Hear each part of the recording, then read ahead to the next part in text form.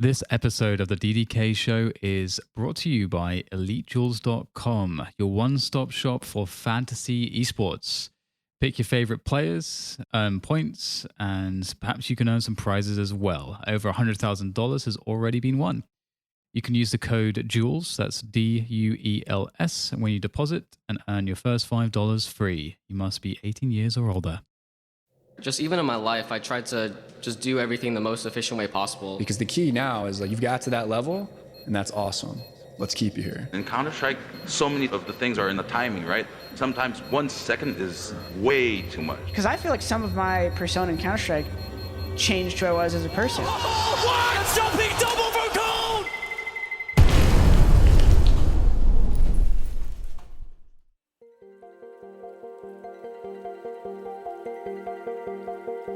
Hello, ladies and gents. Welcome back to the podcast. Today, we got ourselves Fishstix. Now, Fishstix, for those of you that know him, he has been at Twitch for the longest time, but recently left. And I think it's fair to say that he lives and breathes gaming and esports. He's been involved since the very, very beginning. He is an OG. Now, he's recently, after leaving Twitch, started his own company and got it up and running and a product out there in a very short amount of time. And it's amazing. Juked.gg, you can check it out on the interwebs, and it is effectively a content aggregator for professional esports competitions. If you don't know where to look because there's just too much content, he has a solution for you. But I'll let him do the proper pitch in the podcast. And we talk about a lot of other things relating to esports outside of that, and as he is someone with a lot of insight. So I hope you enjoy this episode. Without further ado, Fishstix. Ben, thank you for coming on the podcast. So lots of exciting things have been happening on your end. And, you used to work at Twitch, and that's where people probably most know your name from, your nickname, the Fishstix. But you're now a CEO. So, you've launched Juked. So do you want to give me the kind of elevator pitch, for people that don't know what Juked is? Yeah, sure. I thought people knew me from commentating Quake with you back in 2013 or something. I could have sworn that was it. No, we can get into that later. But so yeah, I'm Ben or Fishstix, and I'm one of the two co-founders of a new company called Juked, or Juked.gg is our URL. And with Juked, our goal is to really consolidate everything you need to follow, watch, and enjoy esports into one destination. So Dan, I think your audience probably for this podcast is probably skews towards CSGO. But if you're like me and you like following multiple different esports titles, you probably know that it's a serious pain to just stay on top of what's going on across multiple communities. There really is no one central place that you can go to find all of the biggest tournaments, all of the streams, the broadcasts, all of the VODs. Planning ahead, finding calendars is a pain. And then also when you're watching on Twitch or YouTube, you're commonly not able to get the most basic information about the tournament as well. So things like finding the brackets. You're generally going to have to go to Liquipedia or HLTV or a third-party website to find that kind of thing. Literally understanding whether or not you're watching the group stage or the semifinals of a tournament is something that you can't do really simply and easily when you're watching on the existing solutions. So we're basically trying to aggregate every tournament from the top 20 esports titles into one place so that any time of the day, any day of the week, you can jump onto juke.gg and instantly tune in to whatever's happening live and follow your favorite games and teams as well. That's awesome. I mean, it's really interesting because it does feel like times have changed pretty in a remarkable way. It feels like we're in this age where everything is very high energy, everything's trying to grab your attention, yet it's hard to find context. We just have we have this like the opposite issue as we compared to the old days, where now we have so much content that it feels like none of the content has any context because it's just happening all the time, versus before where back in the day when I was getting into StarCraft, I felt like I had the time to do it. Like I felt like, there's nothing going on in like the games that I'm following, but there's also this StarCraft, this Brood War stuff happening. I feel like I can just invest in this for a while.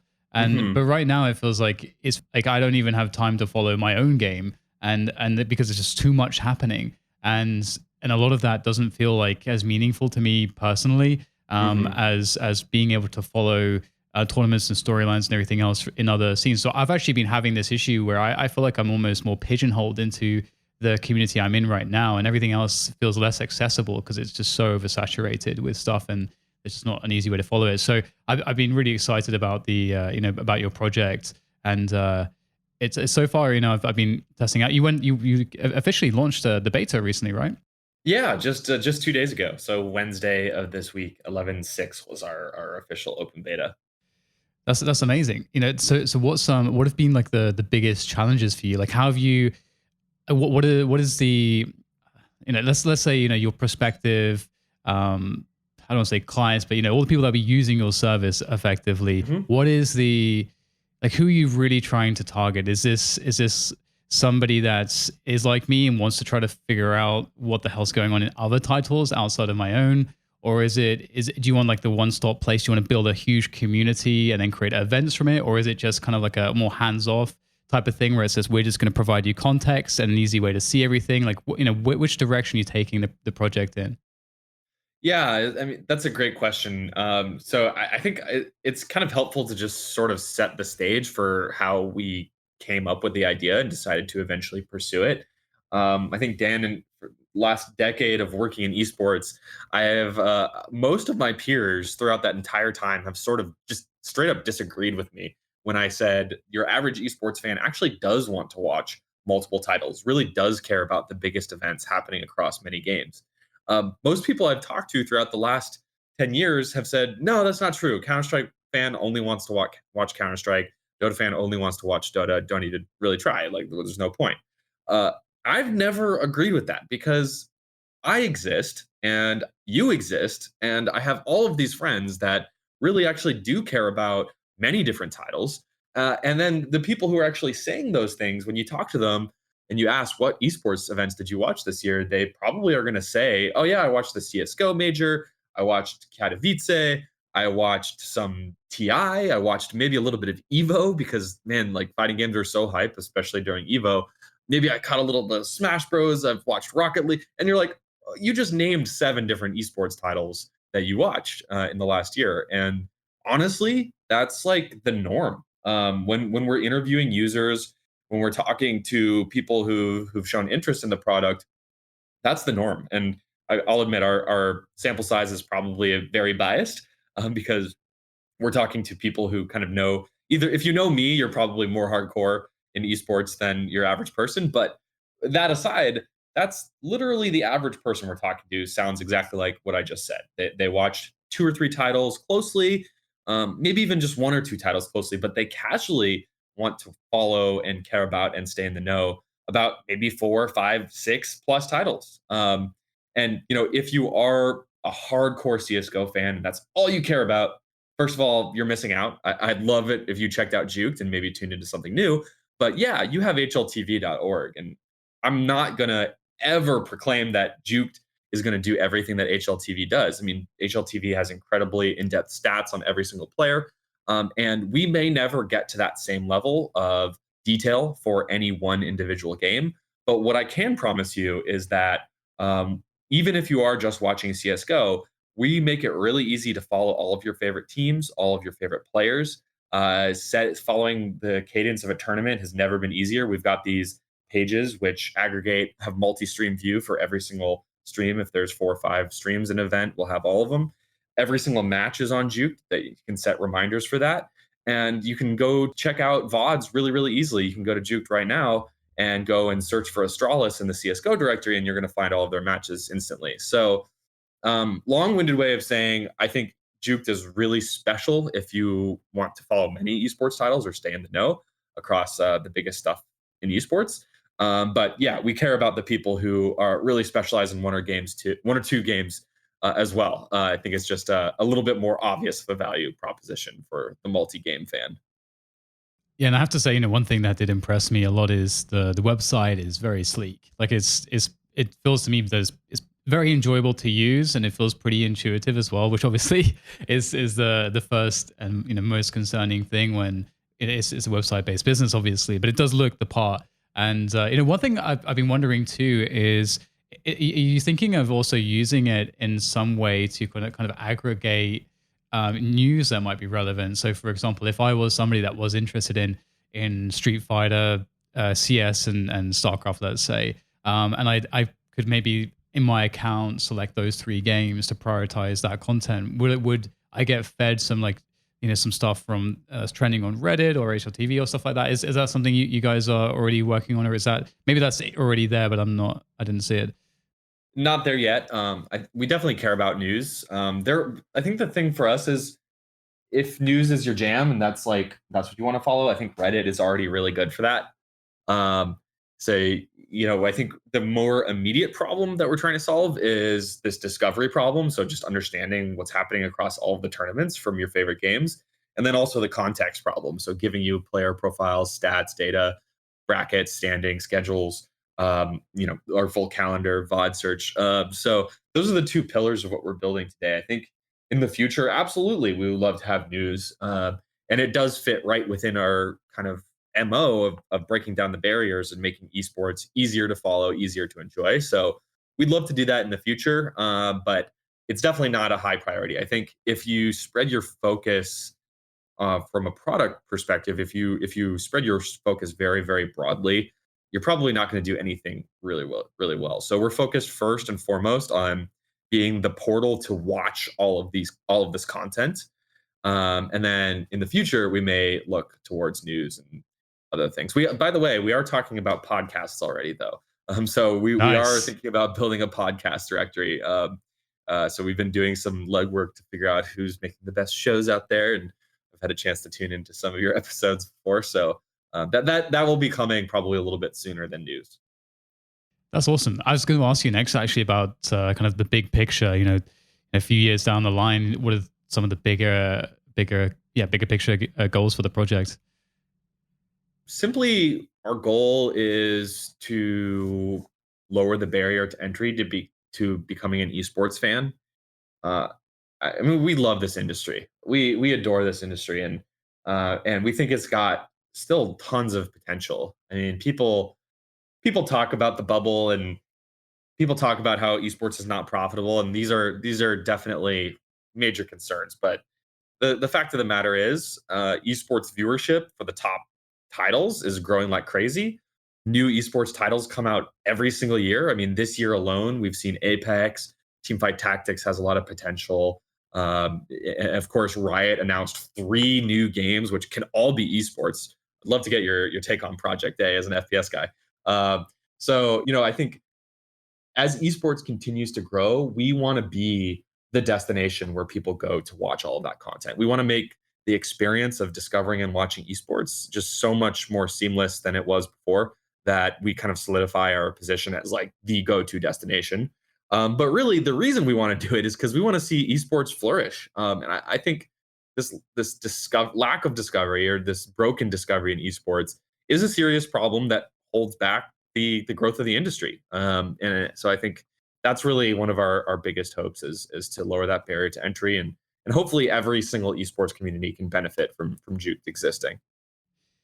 I think one question which I'm sure it has to be one of the bigger issues is because you're directing us to the things that you're saying, like effectively you're saying this is what's very important in this particular game right now. Obviously you might be passing up some other things. So how have what kind of issues have you come across in sort of deliberating what is more important than something else to show people? Has that been a difficult process, or has it been somewhat intuitive?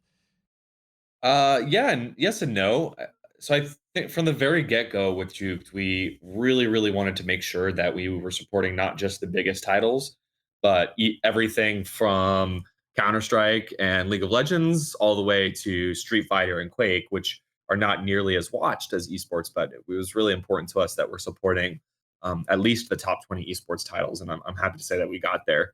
Um, so generally, the biggest challenge was simply figuring out how to support all of these games. And we're doing that in a variety of different ways. We're tapping into a couple different APIs out there that provide esports data.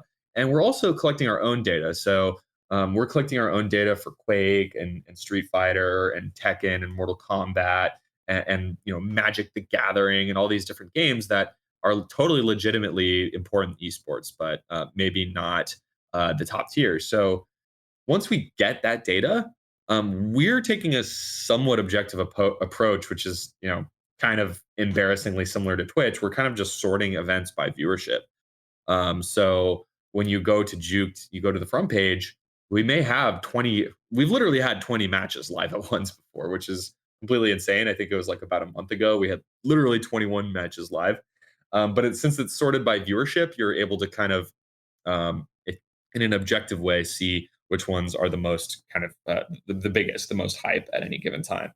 I think in the future, as we continue to grow and add more and more and more events, we'll probably need ways to sort the front page, the calendar, and there will be some editorial there.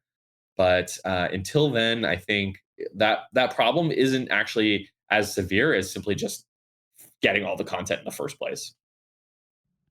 Is it something that as the platform grows and so on and so forth, that like how, or I guess I should backpedal a little bit. How are you going to sort of like monetize this and keep it going? I guess it doesn't take too many people. I mean, you're a pretty small company, right? I know there's you and Frodan as well, which some people may know is also one of the other founders. Chris Chan, yeah, Chan Man. Oh, sorry, Chan Man. Oh my god, I thought it was yeah, one of those Hearthstone guys, one of the Hearthstone dudes. Yeah, that's not the first time I've confused them. I don't know why I do that. But yeah, so you have I mean, I was very impressed because you were telling me at we had a mixer recently at TwitchCon, and you're basically telling me how Chanman more or less did all of the back, was it the back end and the graphics and stuff for the website? Yeah, so Chris is the product guy. He's got 15 years of product development experience and engineering. We have like a UI UX contractor that we're working with, and we've actually got a dev team that we're working with. We've got one more full-time employee. So it's essentially 3 of us and a couple of contractors right now who are building the product. So yeah, generally our burn rate is pretty low. We're not spending a ton of money, and hopefully it will remain that way for the foreseeable future. Obviously, we want to staff up. I'm currently writing all of our newsletters and doing all of our social media, which I'll probably go crazy if I am doing that forever. So yeah, we'll probably make some hires in the next 6 to 12 months. But yeah, our burn rate's pretty low, and from a technological perspective, we were able to build everything you see today on Juke.gg in about 6 months. So we moved really quickly, and it wasn't that capital intensive. But yeah, I mean, obviously we have to build a sustainable business. We can't just bootstrap it and run off our early angel investors forever. So we're looking at a premium subscription model. So we're not going to put any of the features you see on Juke today behind a paywall, but we're brainstorming and talking to users and all the time thinking about what are the amazing features we can add on top of this, make it even more compelling that the hardcore esports fans are going to be willing to pay something like $5 a month for. So that's really one of our top most interesting business models. Ads and sponsorships, we already have a weekly newsletter where we're breaking down the top 5 to 8 esports events to watch every week. And we plan on doing our own podcast in the future. So, some original content, some sponsorships. Hopefully we get some good, site sponsors as well. And then the premium subscription. Those are kind of what we're looking at as our most interesting revenue opportunities for the foreseeable future. It sounds to me like very, very reasonable. $5 a month.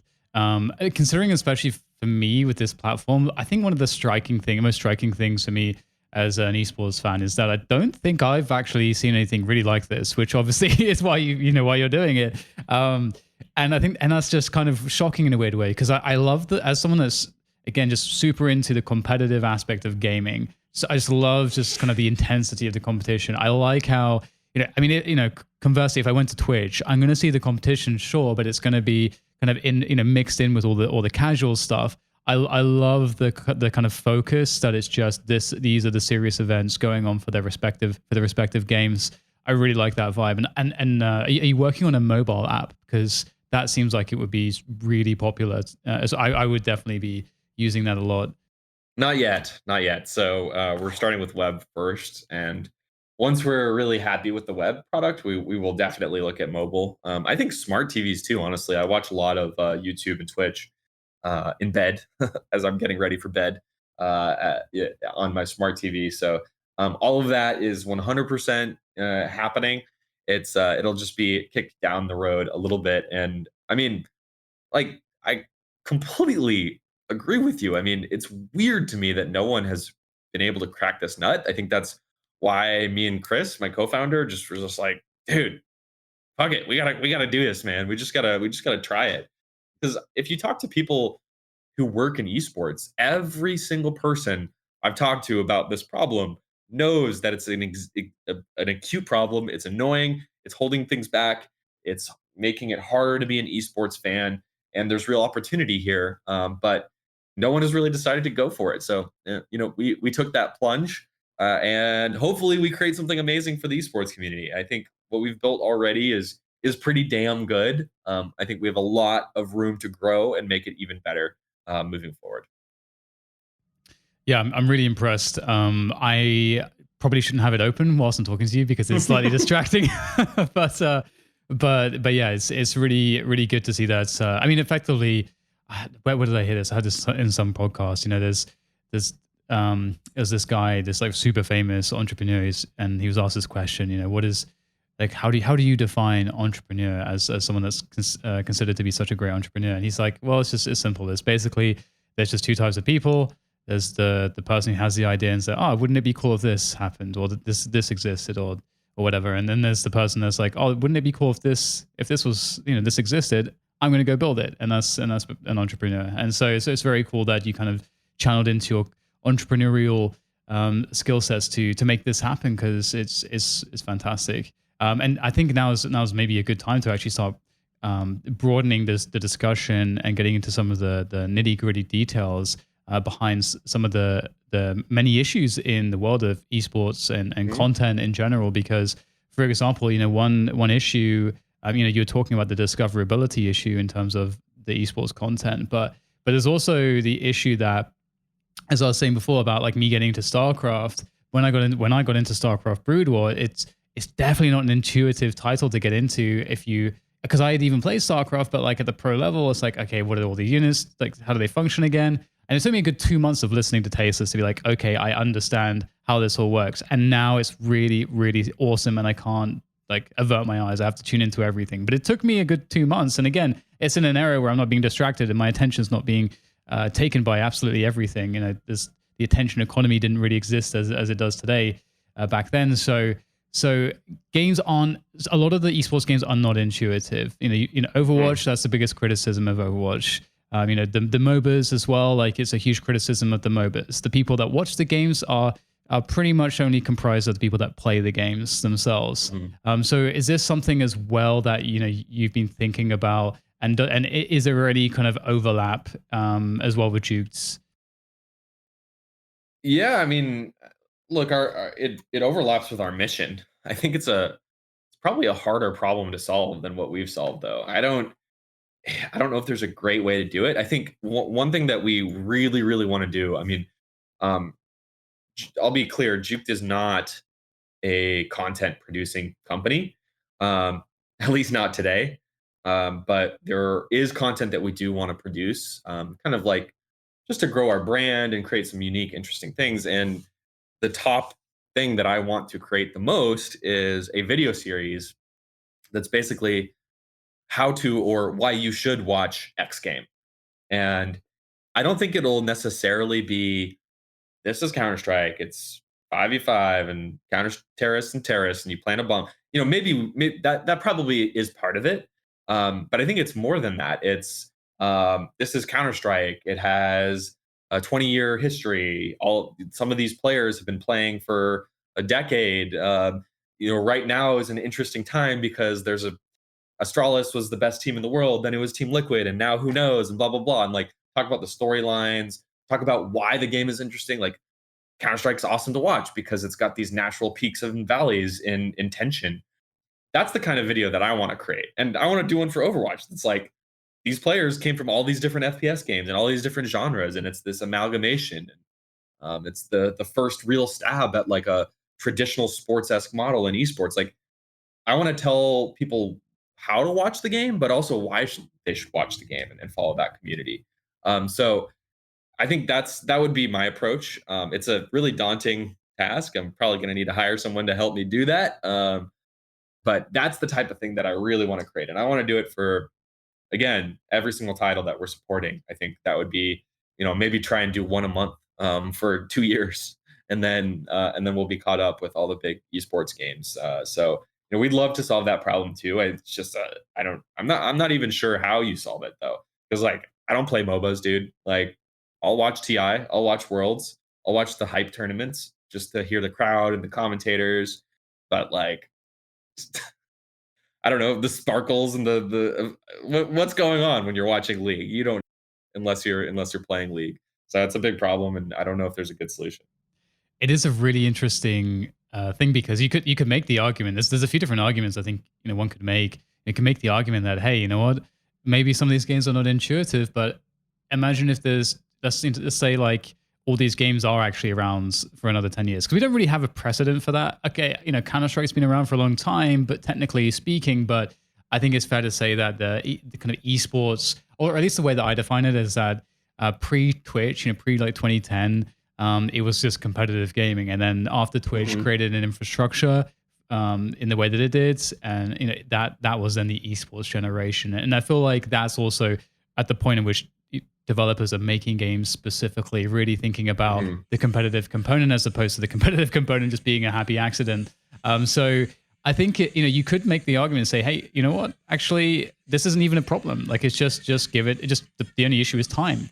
It will be intuitive in 10 years, because in 10 years, everyone's going to have grown up with Dota and Counter-Strike and all the other games. So that problem is solved. Or is it a case that, okay, the developers need to actually think about things differently when they're making these games? I mean, it's the reason why Counter-Strike is, I think it's one of the, maybe the best game in terms of the conversion rate between people that play the game versus people that actually watch the game at the big tournaments. It tends to have more people, at least at some of the majors, the bigger numbers than their player base in terms of viewership, which I don't think any other game has achieved. So, and that surely would be down to its intuitive nature.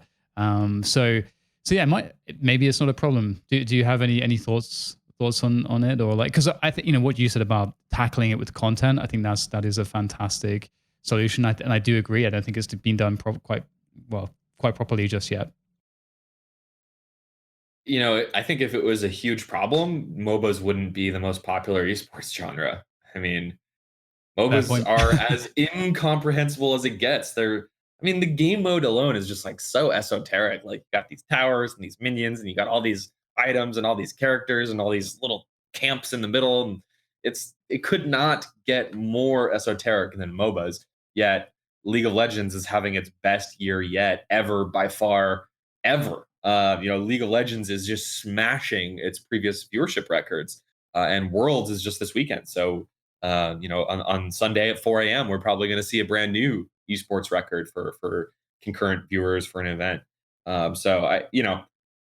Obviously, like, there are issues with games being hard to watch, but then you look at Overwatch League as an example. People love to shit on Overwatch, but the fact that they did copy that kind of mainstream sports model with the teams based on cities, and they have this really consistent league structure. I see all the time from people when we're interviewing users and talking to users, like, Overwatch is one of the top games that people follow because it's so easy to follow. Counter-Strike, on the other hand, you've got 42 tournaments every single week, and it's like such a cluster. Not that that's necessarily bad, but it makes it makes the storylines a little bit harder to follow, I think. And it's harder to find a team to be your favorite when you don't have something like a city tied to it. So I think the actual structure of the league and the esports ecosystem can be just as important as like how easy it is to watch the game. Now, you're right. Counter-Strike is so natural, so easy. Anyone can get hype, especially with the amazing commentators that are calling the shots. It's a great game to watch, and that's apparent even if you're in the game or play it a lot, and even when you don't. It matters, but I think the size of the player base, the structure of the esports league matters just as much as the game being easy to break down. Well, I think you're touching on something that's also very relevant in terms of how it all kind of works, which is the kind of free market model that we have in Counter Strike. I think really Mm. you know, you mentioned Overwatch and League, and these are the two of the games that have the most recognizable um, systems in terms of how they are kind of franchised, how they're kind of locked down by the developer in the ways that they are. Everything's under strict control. And, Yeah. and there's a lot of pluses like you described. You know, it's very easy to follow because again, like, you know, the developer gets to say, okay, well, we have this one big franchise league, and then everything else, you know, you have to ask our permission. We control the calendar. Obviously, Counter Strike has the opposite, like has a completely free system, so everybody's trying to do stuff all the time, as you mentioned. There's always tournaments, and there is a whole issue with saturation. But at the same time, you know, the one of the pluses is that, you know, have we really figured out how to broadcast esports just yet? And one of the things that I think the Counter Strike model helps with is you know, stimulating innovation, as free markets tend to be. They tend to be good at that. What is your take? Because we're at a point where now it's been innovated to a degree where it's actually being held back, or rather, it's been innovated enough upon whereby at this point it's going to be at diminishing returns, and we would actually benefit from taking all the knowledge and all of the kind of things that have worked and have been tested, and all the funky ideas that are actually amazing, taking all that good stuff now and maybe going a franchise route. Do you think that it's the time for that, or do you think it's better to leave it be, or what are your thoughts on that whole? My thoughts don't matter compared to what Papa Valve decrees from their mountaintop, because well, ESL has tried to do the franchise league, I guess twice now, Yep. and Valve has said no, no, no, no, no. Um, so I mean, there's huge pluses and huge benefits from huge pluses and minuses from going one way or the other. I think franchising in League is working phenomenally well. I mean, the game is doing amazing. Um, I mean, I think franchising is not strictly a bad thing to do. I think it can be really, really beneficial. I think there's a lot that we can learn from traditional sports. I think the revenue sharing that comes with franchising, you know, the teams have a vote, they have a say, they have some ownership of the league. This is, I think, positive. But then there's all the negatives, stifling competition. I mean, I was listening to your podcast with Golden Boy, and you guys talked about in some detail about the really terrible dry period that happened in Overwatch when Overwatch League was announced, but before it started, and that hurt the game a lot. There was so much time when no one could do anything, and it really, really slowed down the momentum. And so I think the concerns about franchising is like, are you building a bubble? Is this really, you know, when you sell a franchise slot for $25 million for Call of Duty, if the viewership isn't there next year, could that burn every investor that put any money into that league? And maybe they won't ever come back, or maybe it'll take them 10 years to come back. Um, After they get burned like that. So I think like inherently, I think franchising, if it's done well, has a lot of pluses.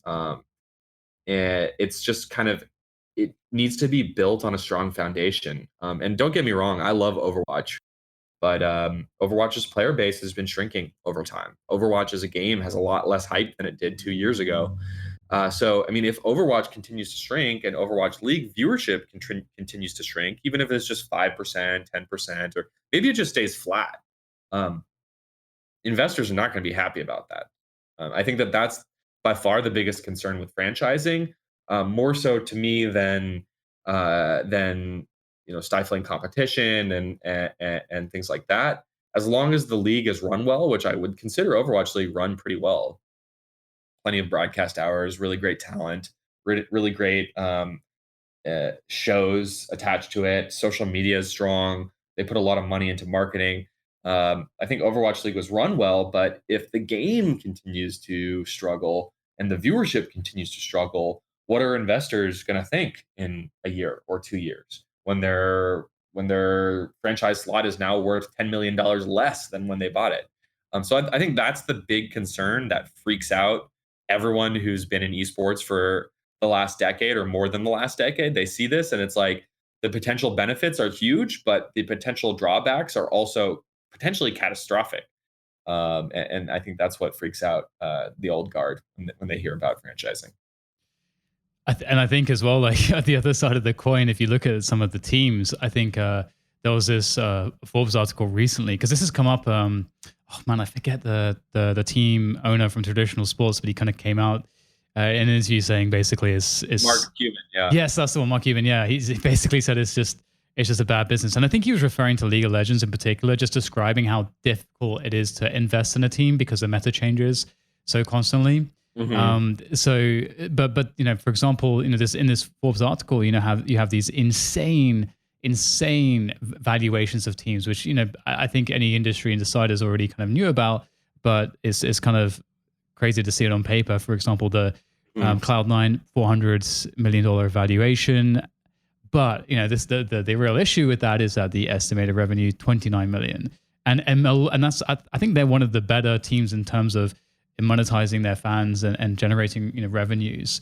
And so that's obviously another really big issue. And as you say, it almost feels like there's a time limit in terms of all of this investment coming in versus where, you know, when the reward is, because they get rewards in the sense of, you know, getting market share. You know, you'll have market share, you'll lock that down. So when everything is really huge in 10 years, you can sell it off and hopefully you know, make, you know, 10 times your investment. But is it just too different? Is it something that, you know, we can't look at it like traditional sports in nature? Are esports fans just different in the way that in their consumer habits? You know, do you think that this is a problem that is something to be scared of right now, or do you think it's something that will kind of even out in the next few years? I'm like the eternal optimist. Like I think if I have one character flaw, it's like I'm probably like naive and optimistic all the time. But I'm not. I honestly, dude, I'm really not concerned about the esports bubble. I mean, a lot of people inside the industry are. A lot of people I trust, who I respect, who I've known for years, who have been in esports longer than both of us, that I talk to, think that there's a bubble and that the pop is going to ripple throughout the industry. Um, sure, I would be surprised if there wasn't some kind of consolidation. Almost everyone in the industry believes that there will be some consolidation, and I think that's because of how difficult it is to be a top team in any league. I mean, Counter Strike doesn't have franchising fees, but you do have $300,000 player salaries, like on the low end, in some cases. So, you know, so it is prohibitively expensive to play in any of the biggest games if you are a smaller team now. You need to have venture capital, you need to have huge investors. So, you know, I think especially on the team side, we will see consolidation. Most people agree. Some of the smaller teams will probably cease to exist over time. But you know, if you look at Cloud9's valuation, yes, it's many times their revenue.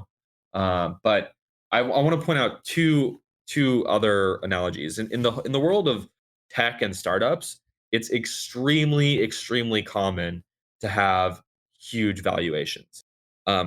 Tech is a growth industry. People expect tech to grow. Esports is a growth industry. It's been growing 10-15% in terms of viewership, in terms of revenues for the last decade, every single year.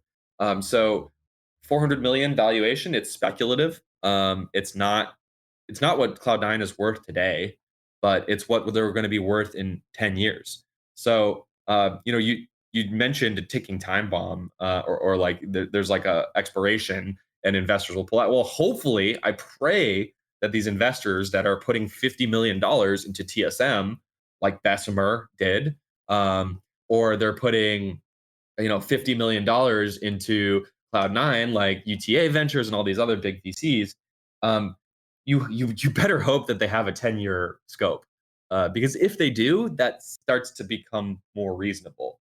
I think there's another really interesting analogy, which was sports teams, mainstream sports teams, are also valued at about 10x their revenue.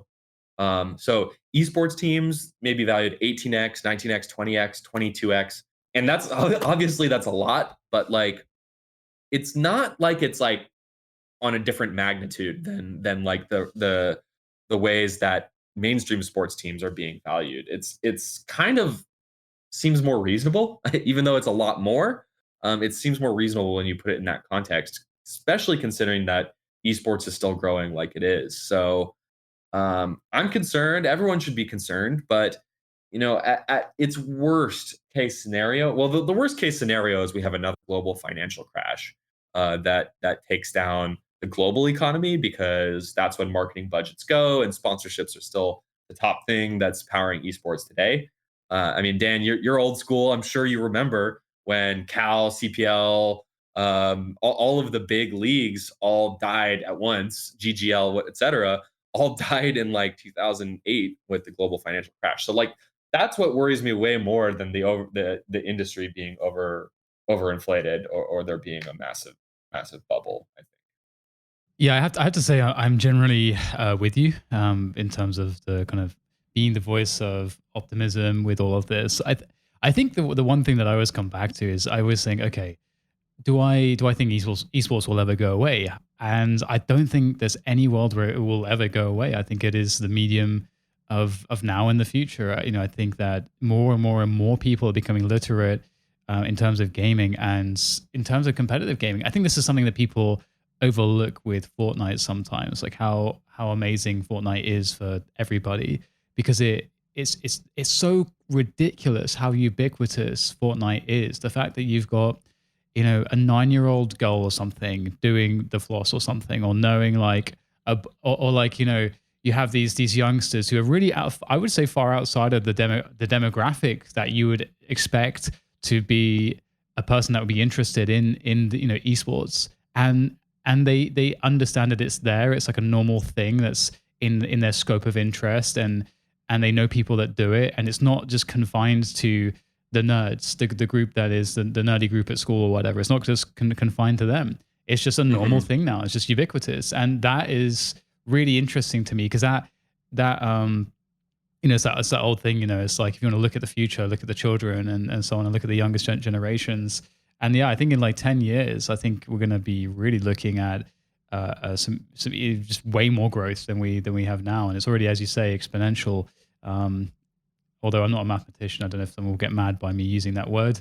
But because I guess exponential growth is like, what is that, like a term statistics or something that means something probably a bit more specific than I think. But either way, yeah, I'm definitely optimistic as well, and I can't wait to see what developments we get. Obviously, I think you mentioned it earlier. Riot are making moves, and this is a great discussion point as well, because in terms of the future of esports, we've heard, of course, Riot have been working on 500 different games for like in the last like 5 or 6 years now or something like that, and it all seemed like, oh, they're working on something, oh no, it's just like a hoax, oh they're working on this thing, oh no, that's not actually what they're doing this. And some of us who had some insider info had some ideas about things, but now we know, they kind of dropped the gauntlet. And I think it's really interesting. Like, what do you think will happen? Because Valve have, they have their money printing machine with CS:GO, and they don't seem to committed to doing any kind of big changes to it that we know of. And it's hard for us to know what their agenda is because they kind of keep everything very, very close to themselves and very hidden.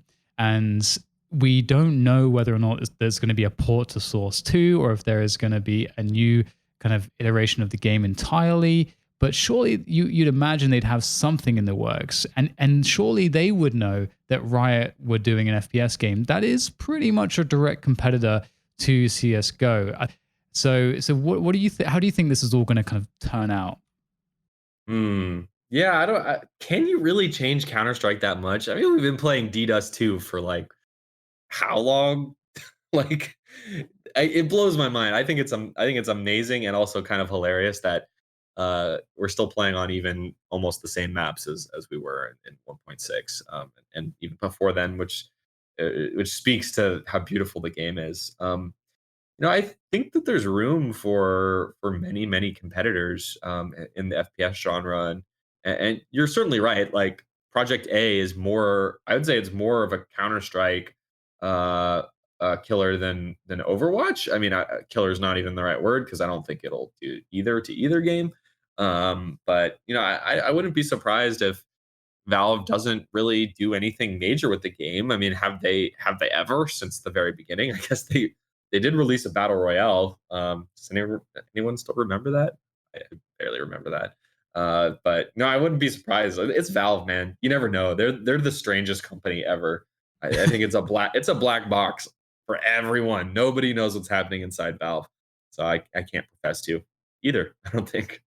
It's really really interesting because Project A looks like it's a really well polished game, and it's really funny because if you look at the video that they released, the little teaser, and where they're kind of explaining some of their kind of goals and objectives and things they want to solve. It really sounded like they were talking directly to the Counter-Strike audience, talking about Pika's advantage and this, that, and the other, like very specific terms that are more about Counter-Strike than anything else. So I found that to be very interesting because, right now we have all these, I would imagine like all these kids who got really sick at Fortnite, but don't necessarily have the kind of competition or platform for competition that maybe they want, but have all this skill. But they don't really have access to CS because it's very difficult to come up in CS. Very, very, very difficult. A new game, of course, is a different story entirely. So that would be really good for capturing some of the Fortnite audience. And then there's definitely going to be some people from Overwatch that will have had enough with will have whatever grievances they may have with Overwatch, and will definitely be pulled across to want to compete in that one. And this is, I feel like there are a lot of people that are floating around looking for opportunity, and it's going to provide a really huge one. And I can imagine Riot as well could also do this thing where like they're going to have loads of money. They're going to have this probably big, really big franchise system, a franchise league. They're going to want all the big top teams. They can absolutely be like, okay, Cloud9, if you want to play in Project A, where we're going to have all these sponsors, all this money, all this exposure, then you're going to have to be exclusive, and you in terms of the game, like you can't have a Counter-Strike team. Like, do you think that something like that would happen? That Riot would kind of big dick it in that sense, or like what? Like, what do you think will be the impact on the ecosystem? Because if they really want to try to kill Counter-Strike, that would be one way to do it, but just kind of overshadowing everything in terms of money, levels of competition, and everything else, and also working at a team level too. Well, first of all, I completely agree with your perception of like that intro video. And man, when they talk about tick rates it's a 2-minute trailer, and they talked about tick rates in the 2-minute trailer. I'm like, I damn near fell out of my chair. That was insane. So yeah, it definitely seems like they are going for that Counter-Strike audience. But I also think I didn't even really think about it, like you just said it. But I think that's really a prescient thought that they are going for that Fortnite audience, because it's gameplay like Counter-Strike, but it's colorful and cartoony like Fortnite. So you may be right that they are targeting that audience of younger players, and they certainly have the reach and the marketing to get to them as well. But I would be surprised if they did anything where like franchising like Overwatch League. I wouldn't expect that. I think if anything, they're probably going to continue to go after that Counter-Strike audience and let ESL do a tournament, let DreamHack do a tournament, let FaceIt do a tournament, let just about everyone. I don't know if E-League is. I haven't heard much about E-League lately, but maybe have them too. So I think that's probably the more likely route if I had to guess. I certainly would prefer that to start, because I don't know, man. There's something so special about when a new FPS comes out. I think it's like a gold rush. Yeah. Everyone from every FPS community just like wants to be the best, wants to show off that the Quake community is the best, or the Counter-Strike community is the best at this brand new game. So I love that first 3 months so much. Every time I did it with Brink, I did it with Dirty Bomb, I did it with Overwatch, and I'm gonna do it with Project A. You better bet that I'm gonna be trying to host tournaments in like the first 2 weeks that game comes out. So I hope that they leave it open. And if I had to guess, I would imagine it will be very open for the first while as they try to figure out how the game works as an esport. I don't think they're going to do the Overwatch thing and like stifle the community super early. But I think long term, they're if the game is doing super well and it's massive, the LCS, LEC, LCK system is working amazingly for League of Legends. So they'll probably go that route eventually. I just hope they don't right off the get go, and because I don't know, it's just so exciting at those early days. It is kind of funny in one way because I don't know what Fortnite will look like in 2020. But as you say, actually, did they talk about a release date with Project A? Do you know? No release date, no price tag, nothing. Oh, okay. So they just they just put it out there. That's interesting. Yeah. Well, okay. So I don't know if it will come out in 2020. I presume if they're going to show it and tease it, you'd imagine there's probably some sweet spot in terms of timings whereby another teaser of some description comes out and like you keep that sustained interest, you keep building the hype. So I would presume it must be probably coming out within the next like year and a half or something. I think it's safe to say. I'm just gonna go out there. I know they've been doing. We had Rambo in the studio recently, and he got to test the game. He was one of the people that was testing the game, and they pulled footage from some of the scrims that they were playing in that teaser video. Was those guys? But so it's obviously in kind of like a state where it's kind of working, and they've got maps, and we saw the abilities and stuff. But who knows? But anyway, so we have Project A potentially coming out next year. We've got Diabotical, which I think is probably coming out next year as well. And so suddenly there's all these FPS games, these like more hardcore FPS games suddenly just coming out of nowhere. It's gonna be very interesting. Like what do you, in terms of like Juked and so on, like what do you actually pick to watch here? Because you're gonna have Project A and Counter-Strike. Obviously Counter-Strike has a lot of history and everything else, so and people have the familiarity, like keep watching it. But to me it's an interesting idea. What if you have Counter-Strike, Crossfire, and Project A, next to each other? It's kind of a weird thing there. They're all kind of the same thing, competing against each other in a way. Like it was never this way in the past. In the past, Counter-Strike was Counter-Strike. There's nothing else like it. Unreal Tournament and Quake are still two very different games in terms of how they work. And it just felt like everything was very separate. It wasn't really competing. It felt like there was enough space for everyone. Do you think that's still? I mean, I guess that must be the case still because we have so many new players. But it's interesting. Do you think that one might kill the other? I mean, you mentioned that you think Counter-Strike, is pretty much safe. Yeah. But I mean, I'll probably give a terrible analogy here, but I think I'll just say it anyway. I think there's room for football, like American football and rugby. There's room for ping pong and badminton and tennis, and badminton isn't doesn't have 100 million people watching it, but there's still sponsored players, there's still tournaments, it's still in the Olympics, it's still a dope sport. Can you even imagine what it would take to kill CS:GO? I can't picture it in the next 10 years. CS:GO 2 is what kills CS:GO, I think. So I mean, maybe it'll take some market share, but I think you're gonna have room for many games, regardless of if they're similar or not. I would hope so, at least.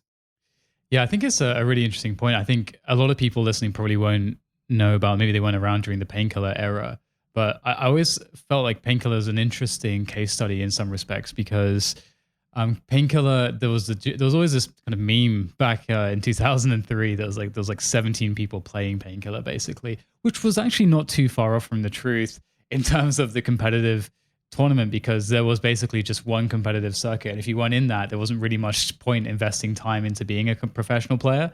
And it was like the CPL World Tour, which was also done in collaboration with MTV, I believe. So that was amazing. That was everyone who I know who watched that was around in the Painkiller era was like, this is the greatest thing ever. It's like such good content. People loved consuming it, even though it didn't have a scene at all. And for me, I always use that as an argument as well, that I hope that more developers make games more specifically tailored towards just the competition.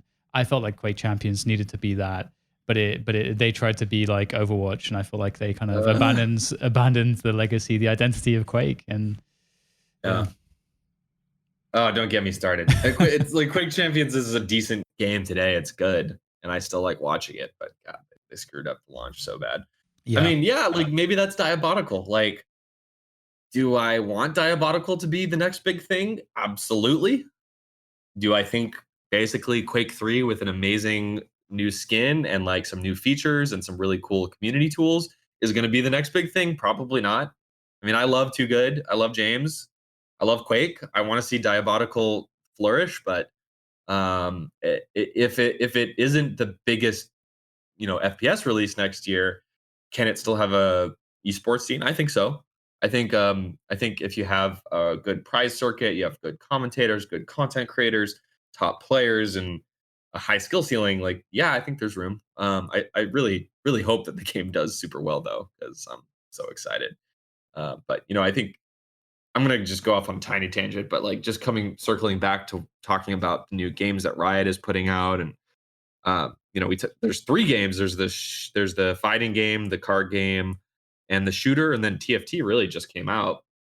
I think all of these games have potential to be esports in the future, and that's one thing that also just really excites me about esports right now is two or three esports titles come out every year, and they almost always do better than anyone thought. I mean, Rocket League is getting 30,000 concurrent viewers for its amateur league. I mean, like that's crazy. It was getting 100,000 over 100,000 for regular season RLCS games. Like Rainbow Six, it's going to have its big finals this weekend in Japan. By the way, everything I'm talking about you can watch on Juked. And Rainbow Six is gonna be in Japan, which is like a really interesting place for it. And I know it's gonna get over 100,000 viewers. Like, and these are games that no one really expected to be big esports. They've come out recently, and they continue to grow. So I think all of these games have potential. Diabolical has potential, and I'm just super excited to see more games launching all the time. It is I'm so very much with you because you are the voice of optimism when it comes to basically everything. Yeah. And I'm so all about that too. Like I think for like a year or two, I was actually more of a pessimist when it came to the future, and I think it's so easy to fall into that sometimes, especially as it pertains to yourself as talent and doing the freelance stuff. You never know what's going to happen. Everything's a bit like really messy. The industry has a lot of growth, and there's a lot of growing pains, many growing pains that we are experiencing all the time. And we, it's kind of easy to picture how it could all be solved. And it's just like, I just want that to be solved now. Can we just solve that now? Like, why can't we solve that now? But it will be solved eventually. It'll work itself out. And, and these are like sometimes like really awful things that are happening. It could be these growing pains could be the fact that player contracts are absolutely just awful. There's a lot of teams that are doing things that may or may not be, or might be kind of legally very much in the gray, or like some teams are doing things that are illegal. People are not paying out, money to people on time, like, wherever that is in the industry. And, there's all these things that are happening. There's all these things that you could look at and be like, oh, everything kind of sucks. But ultimately I think that they are just growing pains, and it's easy to kind of obsess on things how they are now, and not to kind of respect and appreciate that in many respects we're all effectively pioneers of this industry, and all the fans as well are pioneers in that way too, because we're all kind of the first gen of people consuming this content and being around to see it grow. Because I know, for example, you and I have been around forever, and things have been a lot worse. We used to have like major TOs that weren't paying out prize money. There's all kinds of scandals. It was not the exception. It was like normal. You just expected to get paid 9 months later, if at all. Yeah, it's crazy. Like, as little as 15, 14 years ago, DJ Wheat was having to pay his way to a QuakeCon, to broadcast that QuakeCon over a radio, where you needed a plugin to synchronize the audio, and then you'd have to connect to the game server that would have a loads of packet loss and stuff, and just like a buggy client. And and 15 years later, here we are. It's like, it's actually not very much time that's passed, and things have changed very dramatically. So absolutely, yeah, it's pretty amazing to actually try and have that context. It's easy to forget how amazingly positive of a direction that some things are going.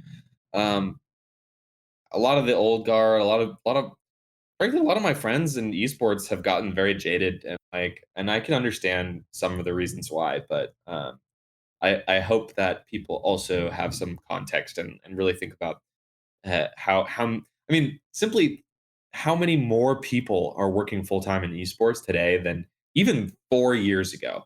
Like, there's probably 20,000 new esports jobs in like the last couple of years. I just pulled that number straight out of thin air, but I could go back and try and do some napkin math, and I think that's awesome.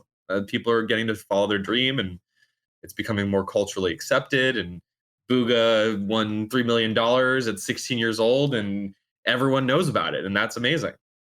That is very true. That's I forgot about Booga. That might be a great place to leave it actually for now. I like the optimistic note. So thank you so much, Ben, for joining me. I hope everybody checks out Juked.gg. It's an incredible platform. Nothing like this has really existed. It's smooth, it's sleek, it's effective, and again, as soon as that mobile app comes out, I'm going to be on top of that. That's what I love to hear. Well, thanks for having me, man. I did want to give the plug, but generally, just more important, more fun is just talking about esports with you. So appreciate the opportunity. Yeah, we'll definitely do another episode at some point. Sounds great. All right, thanks, Ben.